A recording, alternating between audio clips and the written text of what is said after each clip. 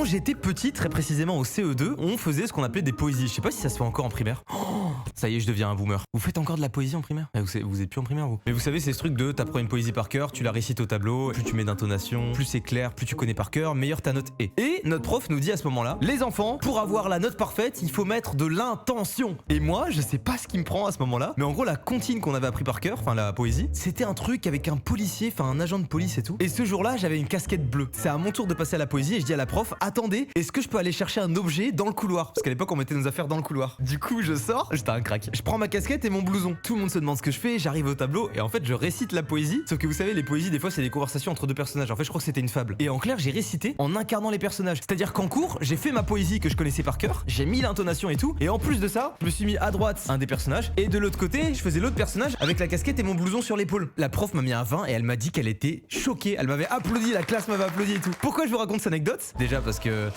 craquito quoi, CE2, j'avais quoi, 8 ans.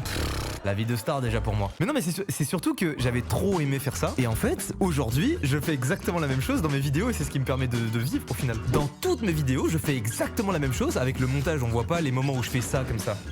Mais en réalité, c'est exactement ce que je fais. Du coup, je trouve ça trop drôle de se dire que littéralement 16 ans plus tard, je fais exactement la même chose, sauf que cette fois-ci, je m'exprime devant des millions de personnes et j'en vis. Et je suis content de ça. Bon, cette anecdote, elle est bizarre, mais il faut que je vous en parle.